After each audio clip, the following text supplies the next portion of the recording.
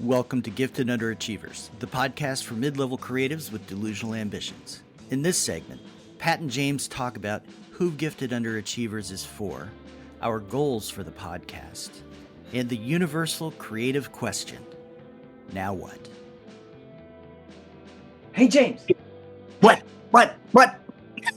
who are we for? Well, I'm rooting for the Red Sox or the Phillies. My biggest fear is that they both make it to the World Series. Oh, well, that's how it's going to go, is it? You're just going to deflect, avoid? Yeah, I'm going to deflect. I think you're talking about Gifted Underachievers. Who is our little clubhouse, when we get together? What are we doing? What's the point? Yeah, that's what I'm talking about. Any thoughts? Yeah. Well, okay. So one, we're not beginners, right? We're not the ones. We're not beginners. We're not not newbies. I thought you said we're not gifted like everybody who's listening is, but not you and me. We're just docents or something. Modesty prevents talking about how gifted I am. Oh, but I don't know. We are, the gifted underachievers that we're talking to are people who have been doing this for years, have reached a level in their career, their skills, their talents, whether they're actors, writers, artists, musicians, whatever it is that you do, where you've gotten over the threshold in terms of your ability to perform in your work, where you can compete with pretty much anybody, with the best, right? Where you feel really solid about the work that you're doing. Yeah. So now how do I get to the next step? Yeah.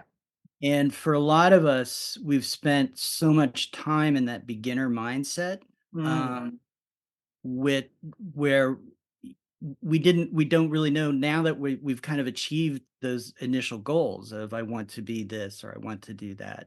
And we get to this point, and it's kind of cool when we look back that we've come a long way, but at the same time, we still have financial stress. We still have stress and anxiety around the fact that we haven't achieved the artistic or creative goals that we set for ourselves. Yeah.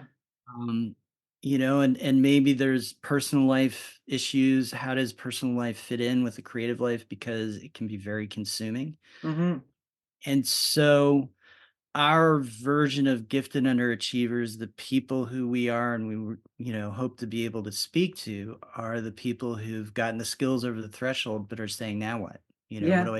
So what is it for you? What are you thinking? Wow. Well, I mean, if I could have, created a little homunculus and had them explain what was in my brain, that would have been you just now, because as you were speaking, the whole front of my body went numb. Like seriously, my heart felt like there was something on it. My face went numb. My forearms and hands went numb. And I think it's because, you're talking about the whole picture of what it feels like to be at this spot in your life where you do have the craft skills and the knowledge, and you've been doing it for a while, a decade or however long. I mean, it's not really about the length of time. It's more about, how you feel about your ability to do whatever your art or your craft is.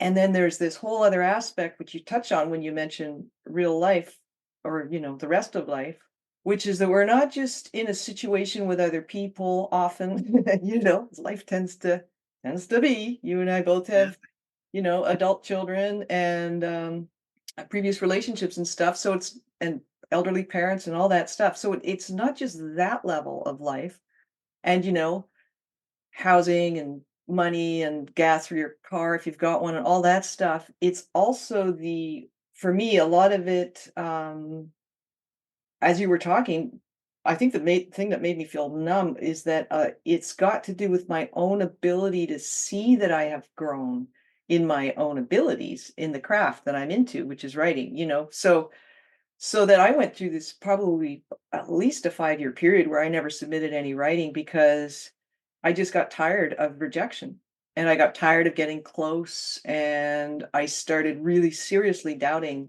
whether I had the skill.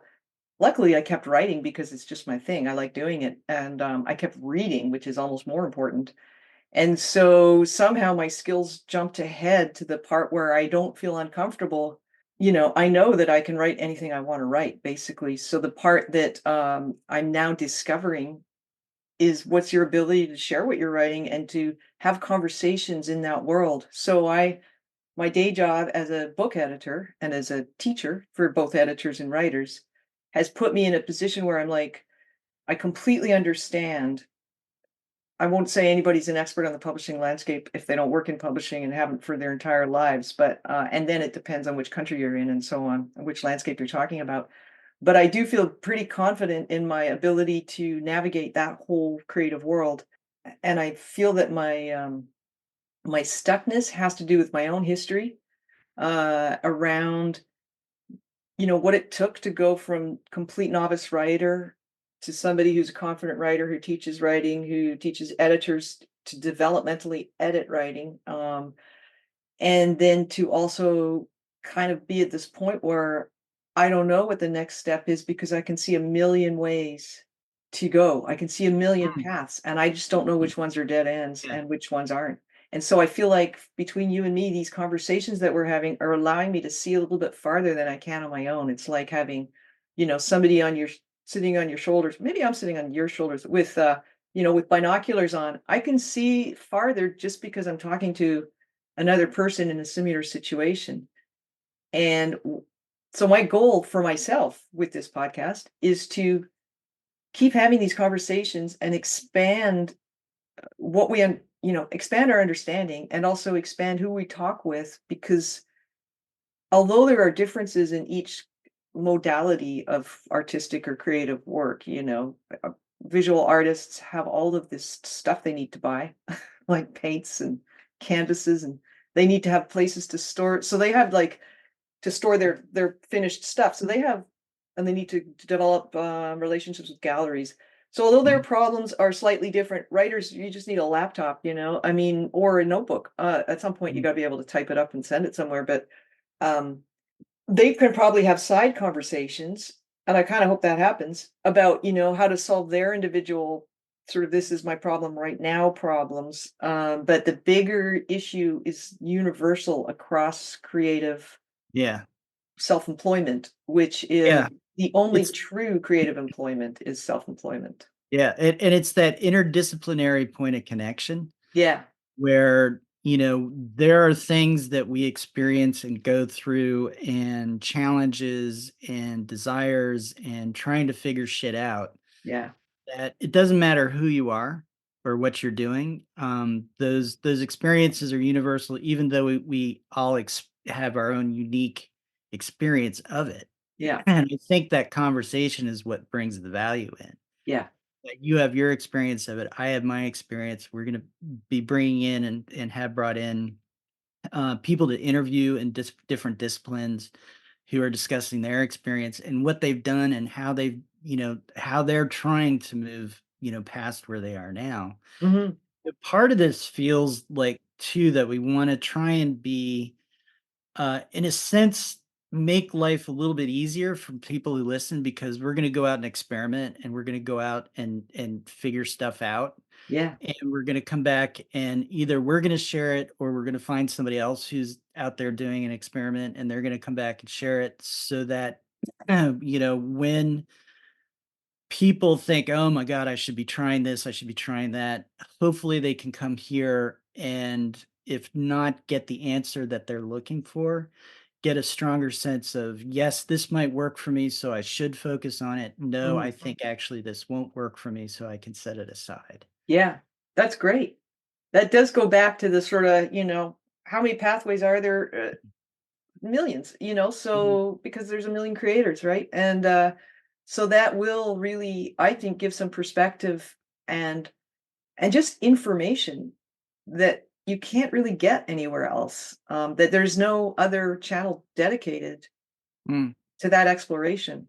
Yeah. Well, and I'm glad. Wow, I'm really glad you said that, because that's exactly how we decided to do this. Is we Yeah. were having a conversation saying, where do you go for writing advice? Where do you go for professional development advice? And we were both saying that we were looking around the landscape, and there's lots and lots of books and lots of things that you can spend a lot of time doing.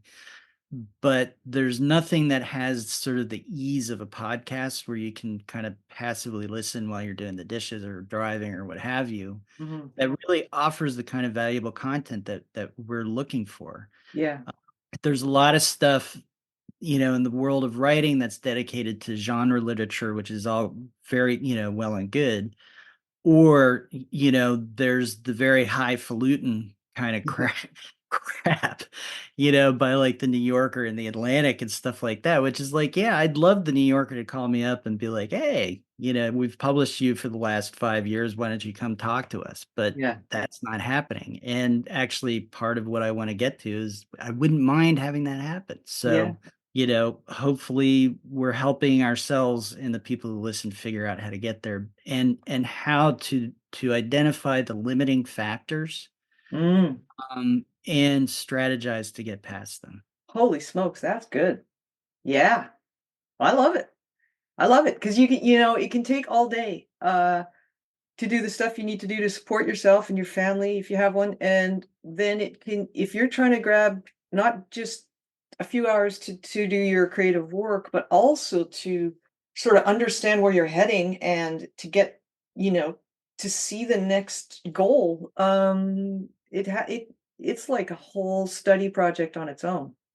Yeah, yeah, and it's time consuming, and so we're gonna do some of it. Hopefully, we get a lot more or a lot of listener engagement, so I that think, they're yeah. saying, "Here's what I'm finding," and so that it becomes more than just the two of us sort of saying, "Here's what I'm doing. Here, here's what Pat's doing. Here's what James is doing." But Mhm. there's much broader discussion that's easy, to access and Yeah. easy to find what you're looking for and Yeah, and interdisciplinary, I really like that, and, I think, part about community, it's my experience as a person who subscribes to a few Substacks and actually pays for a couple, is that you can't urge people into community. You either make the space for them to interact with each other and with you, of you make it so that they want to, and if they do, Mhm. they do, and if they don't, they don't. And so I think that personally, I feel like since there's this particular thing that we are seeking information on that is universal to creative jobs, that there will be no problem with community. It's just a matter of time, really. Yeah, I'd yeah, say it might take a year, but that's going to happen because I can't see it mhm. not happening.